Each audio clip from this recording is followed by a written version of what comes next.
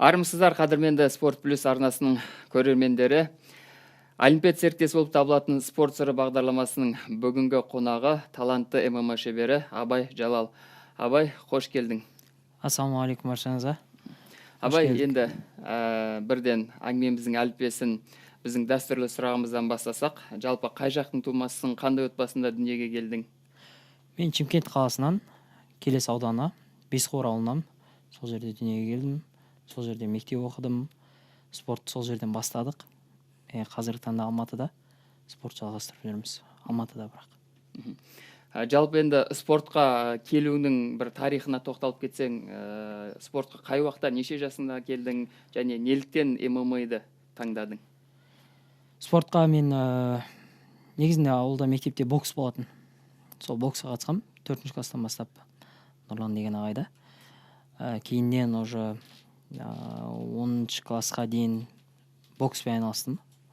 10-ші класста ММА-ға өттім, ММА саласына. Өзіме ұнады ММА.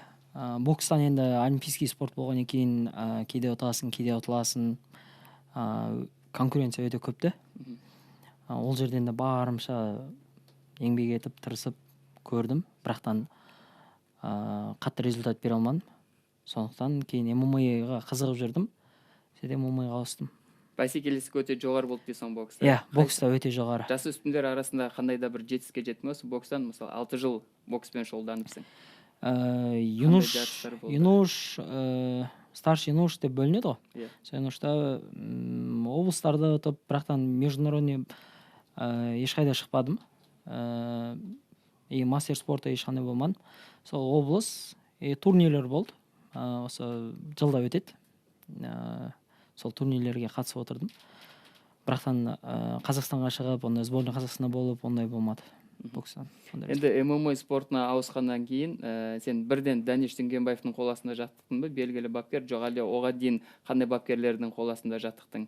Дәнеш Дүнгенбаевпен жалпы қалай таныстың? Ол кісінің қол астына қалай келдің? Триумф Айт залында жаттығасың қазір? Иә. Негізі 10-ші класста сол ММА-ға өткен. ММА-да Абайда бізде орталық Абай ауылында сол жерде ММА ашылған. Сол жерде Бағдат деген тренерлер болды. Берік Бағдат деген, сол жерде ММА-да бастадым.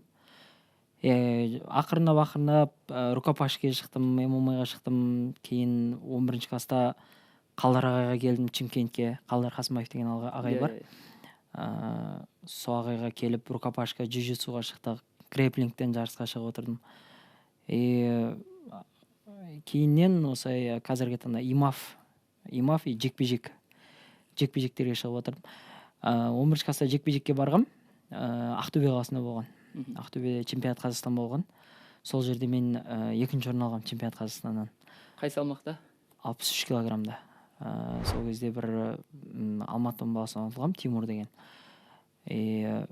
Командалық есепте Алматы қаласы 1-ші орын алған сол кезде, командалық есепте.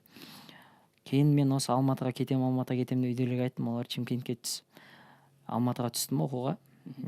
Сосын сол залда енді фотомыз бар ғой. Жаңағы медаль беріп жатқан кездегі фотоларымыз бар. Сол кезде ана Триумф Айт деген флагты көрем. Инстаграмнан іздеймін, қараймын, жазам, номерін алам. Оқуға түсіп жатсам, жаңағы мен ұтылған Тимур деген баланы, ол да бір жерге түсіп қаламыз екеуміз. Одан сұрап аламын. Сөйтіп Дәнеш ағай нөмірін алып келдім залға. Сол 1-ші курсынан бастап ағайға келдім. Ал Шымкентте Қалдар ағайда істедім. Жалпы Дәнеш ағай қалай қабылдады сені? Бірден тіл табысып кете алдың ба? Дәнеш ағайдың енді белгілі бапкер, білеміз, оған дейін қаншама шәкірттері болды. Өз-өзіңді қалай көрсеттің былайша айтқан кезде? Дәнеш ағай сені қабылдайтындай, өзі шәкірті жасайтындай, шәкірті қылатындай. Дәнеш ағаймен хабарласқан кезде андай бір болады ғой, жүрекке жақын, жылу болды. Кел залға. Есігім ашық. Осының адрес. Ол кезде адресті білмейміз Алматыда. Автобуспен бардым, әпкемнен сұрап. Сол залға кіргеннен бастап ағай дұрыс қарсы алды. Апат осындай болады. Осылай тренировка сағат осындай 5-те. Сонымен жарайды дедім, апата төледім. Сол кезде мен боксым жақсы болатын, и грэплингім жақсы болатын. Басталасап, барған күні мен Азатпен күрескем. Азат Мақсым. Есімде, Азат Мақсым. Бірінші күні. Сразу барам, ағай Азатпен күрестіреді. Ағаймен күрескем. Азатпен. Жақсы. Кейін ертесі күні Бекзатпен спаррингте бокстасам. Сол моментте Бекзат өзі белінен травма алып, грыжа болып, чисто күрес емес, бокс істеп жүрген еді. Мен күнде барып Бекзат екеуміз бокстаса береміз. Азаттармен күресеміз. Сонымен ағай дұрыс қарады. Екінші айдан бастап Абай апата бермей ақ қой ешқандай. Сен біздің сборный баласың, енді бұдан ары қарай тек тренировкаңды істе. Бірден Триумфайтың құрамасына кіріп кеттіңіз. Екі жаттығумен, Абай мен Бекзат. Демек, Дәнеш ағайдың көңілінен шыққан сенің күресің, боксың. Мүмкін. Сондықтан, бірақ мен ол кезде айта алмаймын, бір мен вольный күресім жақсы болған деп ағай бізді Бекзат екеумізді сол жылдар қатты дайындады. Сол 2019 жылы Дәнеш ағай Бекзатпен мені күнде таңда кешке екі жаттығу болатын күнде. Екі уақыт жаттығу. Күресімізді жақсы қойды, өте жақсы қойды. Бір аяқ, екі аяқ, баште, сыртта. Енді біз қанша жерден күрес аламыз, барлық адам күрес аламын дейді ғой. Күрес алғанымен ішіндегі тонкистерді білмейсің де, вольныйның темасын. Сондай темалардың бәрін осы Дәнеш ағай үйретті. Өзіміз кейіннен уже ағайдан үйреп болғаннан кейін уже вольный залларға бардық, вольный күрестік балалармен. Сборный Қазақстан вольныйында болып қайттым. Сөйтіп күресіміз өсіп кетті. Дагестанда болдым. Ал біріншіден сол Дәнеш ағай қойды күресті. Дәл сол 2019 жылы сенде кәсіпқой деңгейде дебют болды ММА-дан, 2019-да оны мектеп бітірмей жатып, мектеп оқып жүргенде болған. Ол дебют. Мектеп оқушысы болып сен дебют жасадың ба сонда? Мектеп оқушысы болып 11 классымда. Қателеспесем, наурыздың 21-інде Алаш Прайд турнирінде. Наурызда Түркістанда өтеді. Ашық алаңда, стадионның ортасында өтеді. Сол жерде мен негіз бір күн алдым. Енді тренировкам, бірақ жаттығуды ауылда жүргенде ешқашан үзбейтін. Күнде бір тренировка. Кейде залда, кейде болмаса, бізде ауылда футбол бар. Футболдан кейін өзім жеке жасайтын. Бірақ күнделікті жаттығу. Или боксқа барам, или күреске барам. Оның үстіне көкпар тартып отырамыз, көкпар шауып отырамыз. Сол бір күн алдым, досым екеуміз көкпардан қайтып баратқанбыз. Сол бой болатыннан. Звондайды, Берік деген ағай. Абай осынысында ертең бой бар, замена керек. Шасын ба, заменаға. Қысқа мерзімде. Өте қысқа. Енді ертең таңда уже болу керек. Кешке жарыс басталады. Салмағын қалай? Салмағымды түсіріп жіберемін, осылай. Сонымен жарайды, келші, соперник жібереді, жарайды, шығам. Сонымен барамда бірінші раундта технический нокаутпен ұтып аламын. Қалай болды әсерің жалпы? Дәл осы жеңіс саған бәлкім болашақ мансабыңды одан арымен өріп өтуге жол ашқан шығар. Енді мектеп кезде енді барлығымыз как раз мен сол мектеп оқып жүрген жылы Хабиб Конорлардың қайнап тұрған уақыты ғой. Сол кезде күнде соларды көресің, интернеттен көресің, Инстаграмдан көресің, қызығасың. Сол Алаш Прайдқа шықтым. Сенімділік болады ғой. Мен де қолымнан келеді ғой деген. Шықтым, жоқ, ешқандай не жоқ, қорқыныш жоқ. Тур бокстағыдай бастап, солай бітірдім. Оның алдында енді рукопашка жарыстарға шығып отқан екенмін, может, кішкене қорқыныш, тәжірибе болды. Қорқыныш болмады. Бірақ сол дебюттан кейін сенде арада біршама жыл үзіліс болды, дәл сол жылдары сен спортты қойып кеттің ба, жоқ қандай да бір жағдай болды ма? Кәсіпқой деңгейде сен өнер көрсеткен жоқсың. Бұл немен байланысты болды? Кәсіпқой спортқа мен өзімнің Алматыға келдім. Өзімнің уровенімді енді Азатпен істедім, Бекзатпен істедім, басқа балалармен істедім. Уровенімді көрдім. Мен егер де профты қоласам да болады, профты істесем де болатын еді, бірақтан маған әлі ерте болды, жасым жас болды өте. Ешқайда асығыс емеспін. Сондықтан жекпе-жек жарыстарға көп шығып отырдым. Жекпе-жекке рукопашка, джиу-джитсу, боевой самбо барлығына шығып отырдым. Даже имав маған қатты ұнады. Сол имавта шықтым, чемпионат Европаға бардық, чемпионат Азия, чемпионат мира бар. Ол жерде мен мықты опыт алдым, өте көп тәжірибе алдым. Себебі ол жерде дагестанецпен төбелесесің, болмаса Тәжікстан мықты байыстер болды. Көп бахрейнскилер бар. Енді Бахрейн атына дегенмен дағыстандықтар болады. Европан байыстері бар, Италия, Испания деген сияқты. Сол жерде мен өте көп опыт алдым. Маған қатты ұнады. Сондықтан мен 3-4 жылдай 3 жылдай сол имавта жүрдім. Иә, қайтадан имавта оралдым. имавта Еуропа чемпионатында күміс жүлдеге қол жеткіздің, иә? Аха. Бірақ әлем чемпионатын бағындыру бұйырмай кетті соге. Бұл немен байланысты деп ойлайсың жалпы? Мен өзімде кішкене, бар кішкене өкініш бар. Чемпионат мира, әлем чемпионатын ұтпағаным. Мен чемпион Европада 2-ші орын алып қалған кезде, мен оған дейін жекпе-жекте, не болмаса Қазақстан ішінде имавта мен ұтылған жоқпын. Дән Шағайдың қолына келіп мен вообще ұтылған жоқпын. Барлық жарысқа шығамын, ұтып аламын, жарысқа шығамын, ұтып аламын. Сол Европаға бардым финалда. Енді имавта мынандай бокстағыдай нәрсе да, күнде салмақ, күнде 61 килограмм, күнде жасап отыру керексің. Күніге өлшенесің. Күнде таңертең еще сағат 7-де өлшенесің, сағат 10-да жарыс басталады. Біздікі жеңіл салмақ 61. Бір сағат 12-лерде уже мен бойға шығамын да. Бастан етіп үлгермейсің. Мен 61-ге көп қоладым. Финалға дейін мен бірінші дагестанецпен төбелестім, екінші дагестанец тұттым, 2 дагестанец қатарынан келді. Сосын финалда мен вообще күшім қалмады финалда. Чисто салмақ қоладым. Тәжікстан байысымен шықтым, төбелестім, төбелестім, ұтылып қалдым. Мен ұтылдым ол кезде, пашком ұтылдым, бірақтан неліктен мен ұтылып қалдым, сол сұрақ. Неліктен мен ұтылып қалдым дедім да. Келдім да, кішкене восстановить еттім, күш жинадым да, іздендім. Сараптама жасадым. Иә, өзімнің қателіктерімді көріп, сборға кетуім керек, шет жаққа. Мен қателігім күрес па, мен болды соны өсіруім керек. Сосын іздендім, Азатқа айттым, сборға барасың ба, қайда? Дагестанға. Мен кетіп баратырмын. Бір өзім тәуекел дедім да, билет тапсырдым. Азатқа барасың ба деген, барам, давай билет алайық. Онда маған да ал. Болды дедім, Азат екеумізге алдық. Сөйтіп Дагестанға бардым, жолдан Азамат Бақытов қосылды бізге.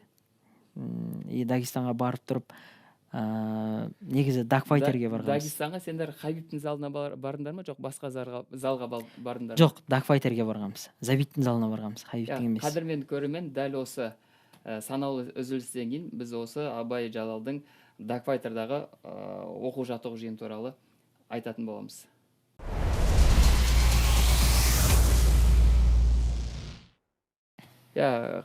Хабибтің залына емес, Забит Магомедшариевтің дагфайтер залына бардыңдар, неліктен оны таңдадыңдар? Енді мен өзімде Хабибтің залына барам, ол жаққа мені кіргізе қояды деген ой болған жоқ. Сөйтіп дагфайтерге историялардан көретін, Акимжандар, Астанадан балалар жүретін, барсақ кіре алады екен ғой дедім да. Сөйтіп Азатқа кеттік деген. Сен жарайды деп, жолдан Азамат Бақытпен бірге ұштық, самолетте бір самолетте ұшып бардық. Азат үшеуің, иә? Иә, Азат үшеуміз. Азаматтан сұрасам, ол да сборға келе жатыр, бірақ зал тапқан жоқпын әлі. Жарайды, онда үшеуміз бір зал табайық, бір квартира алайық. Сонымен квартира алып, бір жерге орналастық. Енді келгеннен кейін Азамат айтты, келгеннен кейін неге Хабибтің залына кірмеске деді. Сөйтіп, онда жарайды, Хабибтің залына бардық. Кірейін десек, барып кіргізбейді бізді. Олардың жаңағы сборный өздерінің жаттығу жасайтын спортшылары бөлек уақытта жасайды, таңғы 10 мен 12-нің ортасында жасайды. Хабибтің өзінің жеке командасы. Жеке командасы, Ислам Махачев бар, Умар бар, барлық сол уақытта жасайды. Бізге айтады, одан кейін келесеңдер болады залға дейді. Олар кеткеннен кейін кірсеңдер болады. Жоқ, бізге енді барған екен солар керек қой, опыт алу үшін. Сосын анаған звондады, әйтеуір кейін олар айтады, бізге ақша керек емес, ақша маңызды емес, бізге біреу Хабиб немесе Шамил Зауров бар. Иә. Соның бауыры. Соған біреу бізге айтса, сендер залға кіргіземіз дейді. Жарайды дейміз. Кетеміз, үйге барамыз. 3 күн болды жатқанымызға. Бірақ әлі зал таппадыңыз? Зал тапқан жоқпыз. Жоқ, біздің цель, мақсат Хабибтің залына кіру болды. Ертеме кешпе сол жерге кіру. Сосын мен кешке өзім көкем болатын, Ғалымжан деген ағам өзімнің. Сол Ғалымжан көкеме звондадым. Хабарласып айттым, мән-жайын бәрін түсіндірдім. Кіре алмай жатыр. Иә, кіре алмай жатыр, кеп тұрық. Дагестанға кеп тұрық, бірақ кіре алмай жатыр. Болды інім деді. Қазір күте тұр, мен саған жауабын айтамын деді. Сосын таңда ұйқыдан тұрсам, сағат 8-де жазып жіберді. Абай, залға барыңдар, айтып қойдық. Болды. Кіре бересіңдер, емін-еркін жаттыға бересіңдер. Сосын шынымен енді таңғалдық. Сосын мен бардым, залға бардық үшеуміз. Бұл қай жылдары болды? 2021-де барып, шынымен айтып қойған, Азамат Бақытов, мен үшеуміз сол залда сол жерде бір ай істеп шықтық. Бір ай оқу жаттығу жиынына. Бір ай өттік, Дәл осы оқу жаттығу жиынына тоқталсақ, енді Хабибтің өзінің жеке командасымен істедіңдер, Омармен, Тагирмен. Қалай болды? Қандай өзгешілік бар екен? Қандай әсер алып қайтыңдар? Не үйрендіңдер деген? Енді бірінші барған кезде кішкене менсінбеушілік болған жоқ па? Басында сондай болды. Бізге солай көрінді ма, басында сондай болды. Енді ол спортивный тема, спортсмендер өте жақсы түсінеді. Бокста болсын, күресте болсын, ол тема бар. Қай жерге барасын, өз өнерін көрсетесің бірінші. Өзіңді дәлелдейсің. Ортаға шығып көрсетпейсің ғой. Спарринг болады, күресте болса схватка болады. Сол жерде өзің жақсы балалармен тұрасың. Оларға жақсы қарсылас болсаң, оларды ұрсаң, былайша айтқанда упор берсең, келесі тренировкадан бастап уже олар сені іздей бастайды. Өйткені бізге де сондай адамдар керек та. Біздің залға бір бала, жақсы бала келсе, біз де оны пайдаланып қаламыз да. Тренировка, жаттығу істеп қалу керек. Неге одан керек нәрсені алып қаламыз дейсің? Істемеске. Жақсы, әр адамның өзінің бір жақсы арсеналдар бар ғой. Сол кезде бардық, Қасым Қасымов бар, Тагир бар. Сонымен Тагирмен кикбоксингте спаррингке тұрамын. Тагирмен бір раунд тұрамын, оны аяғы ауырып тұр екен, мен білген жоқпын. Лаукик тебем, ұрам, сөйтіп ашуланып кетеді. Қинадың ба? Ашуланады. Сөйтеді, енді біраз спарринг болды, сол жерде жақсы спарринг болды. Сонымен келесі жаттығуды ертең азанда келсем, раздевалкаға киім ауыстырып жатсам, маған келеді, давай бүгін екінші пар екеуміз тұрайық дейді. Тагир айтады, спарринг. Кейіннен танысып кеттік қой, енді ол маған сол жерде қазақ деп айтты да, енді атын білмейді, кейіннен танысып кеттік. Барлығы қарақ балды сол кезде, барлығы қарақ балды да, мен Тагирмен істеп жатқан кезде, ол айтқан кезде, кейін мен сол ортаға түсіп кеттім. Сол Қасымдармен істейтін болдым, Тагирмен істейтін болдым, Омарлармен бір күресетін болдым, уже сондай ортаға түсіп кеттім. Әйтпесе ол жерде де бар тип қашып жүрген балалар көп. Егер де сен барып, өзің ұмтылып, тез істемесең қаласың, пара алып қалмасаң, басқа слабый балалар көп та, ол жерде де. Сол балалармен істеп қаласың. Сондықтан да барып, өзің көрсетіп, барлық жерде сондай деп ойлаймын. Кішкене пысықта болу керек дейсің ол жерде кіргеннен кейін. Мықты спортшыларды алып, өзіне тартып, жаттығу солармен жасап, солармен тәжірибе алмасып дейсің. Жалпы болса, Тагирмен спаррингке тоқтасақ, қалай болды, толығырақ айтсаң? Тагирмен мен сол кезде бір 2 апта тоқтамай ойнаған шығарсыз, бір қателеспесем 10 Тагир екеуің ба? Тагир екеуміз. Кикбоксинг болса, спарринг болса да, бірақ күреспейміз. Чисто сол спаррингтерде ғана тұрып жүрдік. Жақсы болды. Тагир бірақ маған жеңілдік қылды. Ол кезде оның салмағы жеңіл, ол 57-ге шығады, мен 61-ге шығамын, бірақ менің салмағым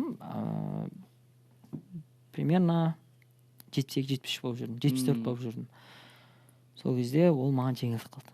Күрескен кезде де, спарринг ойнаған кезде де, енді 57-ге жақсы ғой, мықты бала ғой. Бірақтан 61-ге келген кезде бізге жеңілдік қылды. Солай спарринг. Жалпы енді сен Хабибтің командасындағы Хабибтің шәкірттері ғой, былайша айтқан кезде, әкесінің шәкірттерімен спарринг жасағаннан кейін Хабибтің де көзіне түскен шығарсың, бәлкім. Көрдік, Инстаграмда, әлеуметтік желілерде бар, Хабибпен бірге түскен суреттерің деген сияқты. Хабибтің бір лебізі немесе өзінің айтқан бір ақылы болды ма саған деген? Енді Омармен де жаңа күрестім дедің.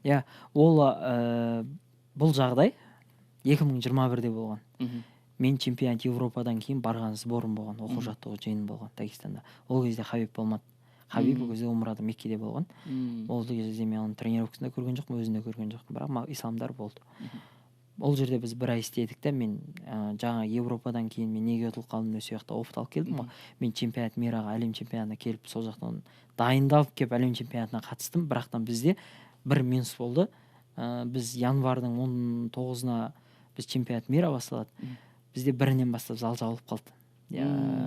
Хабибтің залы жабылып қалды? Жоқ, біз Қазақстанға келдік қой. Мен Қазақстанға келдім. Қазақстанда әлем чемпионатына жақсы дайындалып жатқан кезде, салмақ қою процесі жақсы спаррингтер өтіп жатқан кезде көтеріліс болып кетті ғой. Көтеріліс болып кетті. Сол кезде барлық залдар жабылып қалды да, біз жаттығу сығып қалдық. Ешқайда шыға алмай. Сөйтіп әлем чемпионатына 20 күнде қалған кезде әлем чемпионатына. Уже 19-20 күн қалды. Енді салмақ қою керек. Уже соңғы тренировкалар маңызды ғой. сонымен әлем чемпионатына барған кезде бірінші кругта мықты дагестанецпен түстім. Қайтадан дагестанецпен түстім. Ол кезде бірақ мен салмақ 66-ға бардым. 61-ден 66-ға ауыстым. Сол кезде бардым, әлем чемпионатына бірінші бой ұтылып қалдым. Сол дагестанец. Екеуміз 3 раунд, фотоларымызда, видеоларымда бар. Екеуміз 3 раунд төбелестік. Конкретно төбелестік. 3 раунд бітеді, екеуміз де шаршаймыз ғой. Бірақ екеуміз мықты төбелесеміз. Сосын ол бала, мен ұтқан бала чемпион болды, әлем чемпион болды. Менен кейін ешкіммен 3 раунд ойнаған жоқ ол. Барлығын 2-ші раундта қылқындырып жүрді. Уақытынан бұрын жеңді. Сосын ол бірінші Европадан 2-ні алып қалдым, әлем чемпионатынан алып қалдым. Неге алып қалдым? Значит, тағы ошибкаларым бар, соларды дұрыстау керек. Тағы сбор керек. Келдім, ойланым, қателіктерімді түзедім. Сөйтіп жекпе-жекке шығып отырдым. ММА-ға Қазақстан қайтадан ұтып алдым 66-да шығып. Сөйтіп әлем чемпионатына лицензиям бар ғой енді. Екінші әлем чемпионатына. Екінші әлем чемпионатына 2022 жылы. Сол кезде мен міне барам деп бір ай қалған кезде залда күресіп жүргенбіз. Саша деген ағайда, Гольцман. Александр. Сол жерде күресіп жүрген кезде Артем Резников Есейға дайындалып жүрді. Сол залда күрестен. Сол Артем Резниковпен жеңіл салмақта бала керек болды да. Кішкене күресіп берші деді. Жарайды деп күресіп отқан кезде сол иығым связканы үзіп алдым. Жарыс мерға бір ай қалған кезде связканы үзіп алдым да, содан иығым қолымды көтере алмай 1 жыл операция істеді. Содан бір айдан кейін істедім операцияны. 1 жыл тренировкасыз қалдым ғой, жаттығусыз. Восстановить еттім.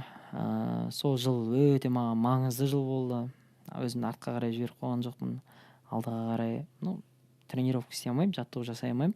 Бірақ та маған басқа нәрселер істеу керек. Оқу керек, білім алу керек. Английский үйрену керек болды. Қолым бос болды.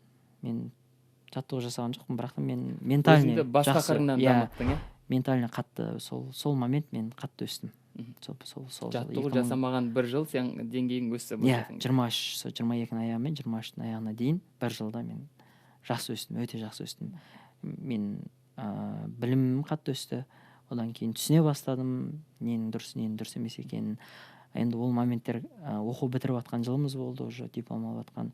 Или спорт таңдау керек, или жұмысқа кету керек деген сияқты моменттер болды.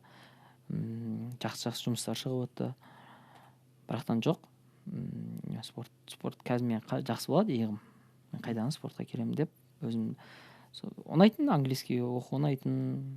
Одан басқа уже ақырындап иығым жақсы болған кезде плавнияға қатыстым, жүзуге. Бірақтан бұның бәрін айтқан маған Дәнеш ағай. Бағдар беріп отты, 1 жылда құры жібермемес үшін. Ағай, Дәнеш ағай, абай, мынау сенің моментің, английский оқы, жүзуге қатыс. Құр жатпа, бірдеңе істе. Жұмыс шықты отыр, енді істейін десем ағай айтады, жұмыс жасамай не аласың, ақша 200-300 мың жұмыс жасайсың, охрана боласың, бірдеңе боласың, бірақтан сол жұмыстың арқасынан кетесің деді. Шыдап одан да, енді ақшадан қиналасың, қатты қиналасың, бірақтан шыдап, сол бір моменттер өтіп кеттік те. Сол бір кезеңнен өтпелі кезеңнен, Сондықтан 1 жылдан кейін спортқа қайтып оралдым, сразу любительді сол кезде тоқтаттым, полный барлығын тоқтаттым. Үлкен спортқа оралдым ғой, 2023-те соңында.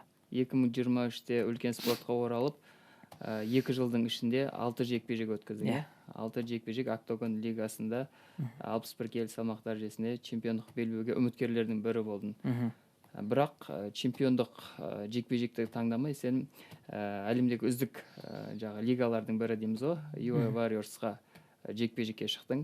Жалпы бұл жекпе-жекке шығу тарихына тоқталып кетсек енді. Қысқа мерзімде болды ма, жоқ саған өзіңе жаттығып үлгердің бе? Енді жекпе-жегің сәтсіз аяқталды дегенмен де. Негізінде бұл жекпе-жекті бізде Азаттың бойы болды, Азат Мақсымның UFC-де Бакуде болған бойы болды. Сол жерде осы жекпе-жекті берген Райнаға. Сол жерде қабылдадық. Бойға 28 күн қалған бойға. Маған салмақ қолау керек. Енді азырақ тренировка істейтін уақыт бар. Чисто салмақ қолау керек болды. Бірақ бізде мынандай варианттар болды. Немесе октагонның поясына төбелесу керек, немесе шет жақтан төбелесу керек деп өзіме сондай цел қойып алдым да. сөйтіп поезды сұраған едім, жоқ, поездға жаңағы қазіргі чемпион Қырғыз, иә. Қырғызстанның Қасымалұлы Руслан, ол травма алып қалған, қазір поездға шықпайды деді. Сөйтіп онда мен не істеймін, онда былай бой өткізесің деді. Мен өзім олай бой өткізгім келген жоқ. Поездға немесе шет жақтан бойға шыққым келді. Соны Райнаға берді, Темар Тапянамен. Сонымен қабылдадық, бойын көрдім, қабылдадым. Кейін төбелестік, енді барып соған дайындалдым, жақсы дайындалдым, өте жақсы дайындалдым. Бірақ та енді ол жерде мен қалай дайындалғаным, оған дейін қандай травма болды, қандай дайындықта шыққаным, қалай салмақ қолағаным, ол адамдарға маңызды емес қой. Адамдарға ең маңыздысы результат. Нәтиже маңызды. Нәтиже. Шыны керек бәрімізге сол ғой. Отто ұтылды результат. Сондықтан мен тарихта қалатын да сол. ол бойда мен ұтылдым. Бірақ та мен тәжірибе көп алдым. Өйткені ол простой соперник емес та, қарсылас емес. Өте жақсы қарсылас болды. Ол бывший чемпион болған, поясын қорғаған 3 рет. 5 раундтық жекпе-жектер көріп тастаған, рекорды 15-те 3, 18 бойы бар, рейтингте жоғары тұрған боец. Соны біліп тұрып қабылдадым. Бірақ енді ешкім ұтыламын деп бармайды. Бойға ұтыламын деп дайындалмайды. Ұтамын деп соған дайындаласың. Барым салдым. Бірақтан ошибкалерім болды, өзім қателіктерім болды. Кішкене бастаған кезде өзіме қатты сенімділікпен бастап қойдым жекпе-жекті. Сондай бір неге түсе алмай қойдым. Өзім бір негізі бойға кішкене қорқып шығып, екеуінің текпе-теңдікті ұстап шықсаң, жақсы шығасың. Менде кішкене тым сенімділік болып кетті. Білмеймін неге қорқпай қойғаным, қорқайын десем қорқа алмадым сол кезде. Бастадық жекпе-жекті. Сол басында бірінші раундта мен бойдың әлі сферасына кіре алмай тұрған кезде маған удар тиіп кетті де. Бір қателеспесем 10-15 секундта уже маған сразу удар тиіп кетті, мен нокдаун алып қалдым. Содан есім жинап жоғалтам, енді жинап атсам қайта удар тиеді, қайтадан жоғалтам. 1,5 раунд солай өтті басыма. Кейін уже 1,5 раундтан кейін түсіндім, уже тек алға қарай жүріп отырмын да. Былайша айтқанда кілтін таптым. 3-ші раунд уже мен оны құлатпастауым керек болды. Соңғы секунд қалған кезде уақыт жетпей қалды саған, иә. 3-ші раунд басынан бастап ұрдым. 3-ші раунд толыққанды менде болды. Бірақтан соперник өте тәжірибелі, опыт бар. Қалай қашу керек, төтеп берді. Қалай тұру керек, мен қандай ударлар ұрып жатырмын, ол қалай тұр, аяқта, екі аяқта тұр. Оның дұрыс, оны мен түсініп отырмын, ол шаршап тұр, қол аяғы бітіп тұр, бірақтан оны бас істеп тұр. Психологически ол өте мықты болып тұр. Ол өз-өзін жоғалтып жатқан жоқ. Кейбір боецтер болса сынып қалатын еді, беріле салатын еді. Сондықтан ол өз-өзін оңға солға жүріп тұрып, сол 3-ші раунд сөйтіп алып қашты өзіне. Удар тиді, жақсы удар тиді. Оған дейін тиіп отты, бірақ енді адам бірден бір ударға құлап қалу қиын ғой. Ақырында удар тиген сайын әсерін береді басқа. Сонымен ең соңғы 10 секунд қалған кезде хай-кик тиді. Ол нокдаунға кетті, бірақ уақыт аз болды да, уже уақыт өтіп қалды. Немесе 1 минут қалғанда бой басқаша болады. Уақыт жетпей қалды. Жалпы жаңа Хабибтің залы туралы айтып кеттік қой. Хабибтің залына, осы Triumph Fight залынан байқаймыз, жалғыз өзің көп барасың. Сені көп көреміз. Неше рет бардың сол залға? Және одан өзің қаншалықты деңгейде өсім деп ойлайсың?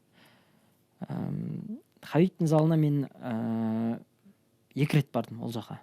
Сол бірінші рет барған кезім 2021-де, екінші рет бардым 2024-те. Қадірмен көрермен, дәл осы 2024 жыл болған оқу жаттығу жиын аздаған үзілістен кейін білетін боламыз.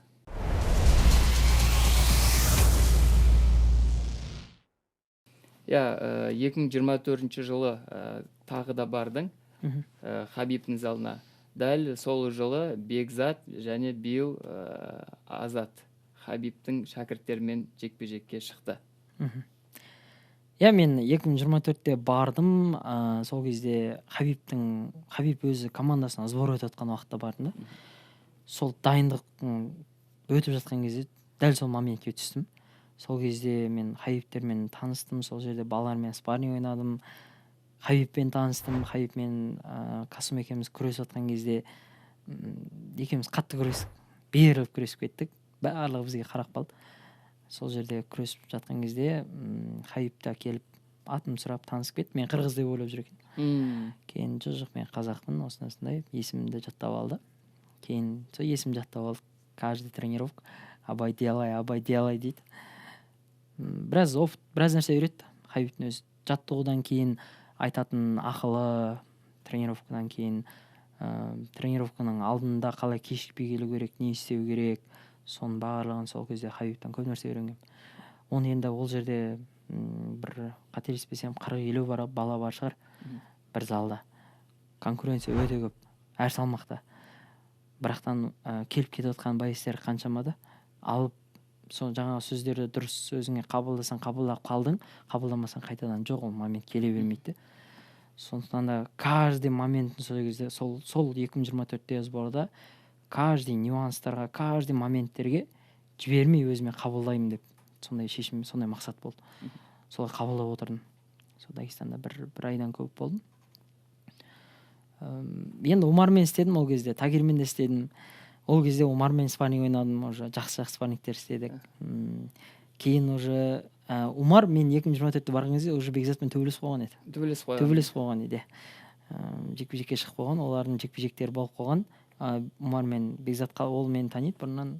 Бекзат қалай деді, жақсы, бәріміз бір клубтамыз. Осылай. Болды, сәлем айт. Бекзатты екеуі жақсы араласады әлде де. Азат бірақ Тагирмен шығатынын білмеймін ол кезде. Жалпы Азатқа Тагирді ұсынған кезде ең бірінші айтқан ақылың қандай болды сенің? Иә, Тагирді берді. Азат бірінші звондады.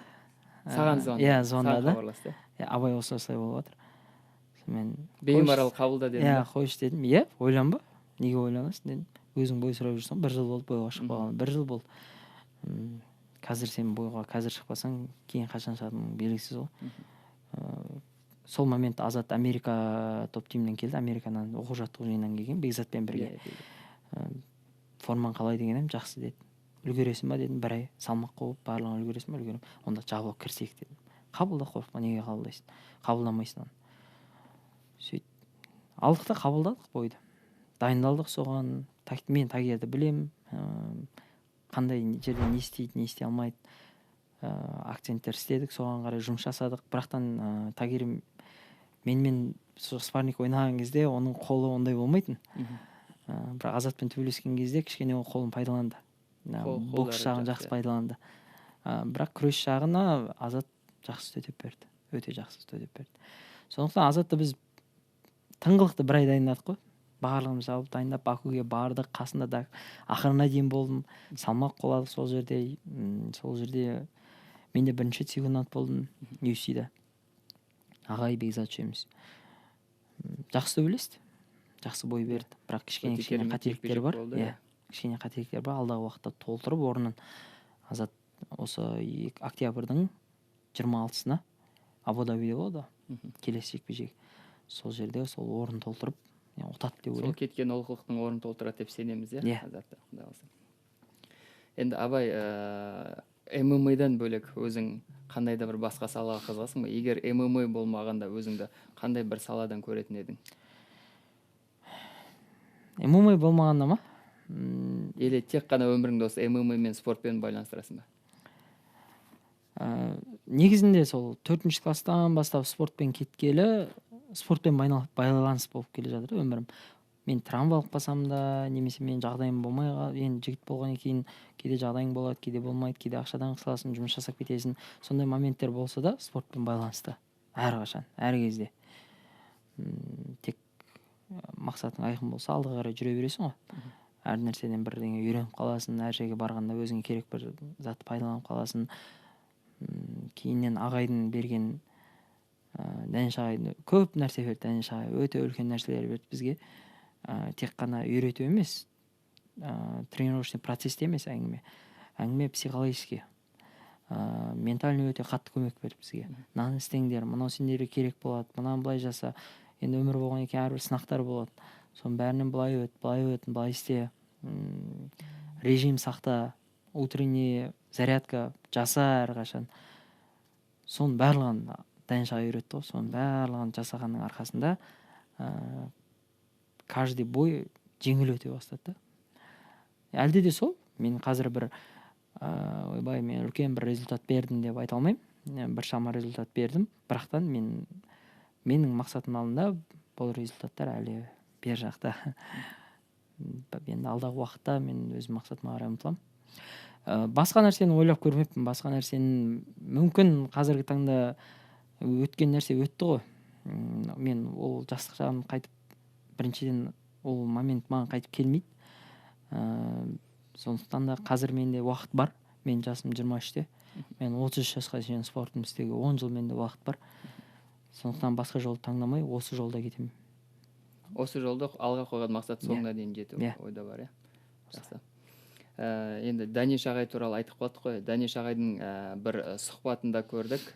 Жалпы осы қаншама шәкірттері, өзінің талантты шәкірттері болса да, Бағдат Жұбаныш туралы айтты да. Бұл спортшының жекпе-жекте жұдырықтасу өнері мүлдем басқа деді. Бірінші раундтағы Бағдатты біз екінші раундта көрмейміз деген сияқты. Жалпы енді оқу-жаттығу жиында Дәнеш ағай осы тактикалық тұрғыдан өзгерістер енгізуді қалай үйретеді сендерге? Жаттығуда Бағдат мен досым, жақсы араласамыз әлде де. Жекпе-жектер ол любительде төбелесіп жүретін кезде солай ұмына төбелесетін де, өте ақылмен төбелеседі. Күш салатын кезде салады, салмайтын кезде салмайды, шаршайтын кезде демалады. Ол демалып тұрғанда бұл темп береді оған қарай. Оның жекпе-жегі сондай, өте ақылмен жұмыс жасайды. И өзінде арсеналы өте көп. Қаласа күреседі, қаласа ұрады. Сондықтан ағай өте қатты жақсы көреді Бағдатты. Баспен қатты жұмыс жасайды. Маған ұнайды жекпе-жектер Бағдаттың. Ағай, Бағдат бізде андай да, Дәнеш ағай. Негізінде көп залда, көп ағайлар басқа жаққа спортшылар өзінің шәкірттері басқа залдардан барып опыт алайын десе, басқа жерлерге сборға барайын десе, немесе залмен зал ауыстыратын болса, вольныйға баратын болса, кейде боксқа баратын өзіне қызғанады басқа ағайлар. Біздің ағай ондай лишний әңгіме айтпайды да артық. Керісінше, барыңдар. Қандай зал керек саған? Саған не жетпей жатыр? Маған мысалға бокс жетпей жатыр ма? Боксқа бар. Күрес жетпей ма? Күреске бар. Мен күрес жетпейді, Дагестанға бардым, Дубайда болдым, Чимаевтың залында. Бокс жетпей ма? Мен боксқа барам деген сияқты. Сол сияқты бізде бекзатты, азатты біздің залда ешкімді ұстамайды да. Ағайдың бір жақсы сол. Ағайдың өзі залда біз үйреніп келеміз. Ағай енді қазір үлкен кісі болғаннан кейін бізбен бірге көп шыға бермейді. Біз опыт алып келеміз де, соны залға бірге көрсетеміз. Жақсы. Абай, енді біздің бағдарламамыз өз мәресіне жетуге жақын. Алға қойған енді жоспарларымен бөлісе кетсең, біз Абайды неше жылдан кейін, немесе неше уақыттан кейін UFC-де көреміз? Алдағы уақытта мен өзім 1-2 жыл деп тұрмын. 1-2 жылда.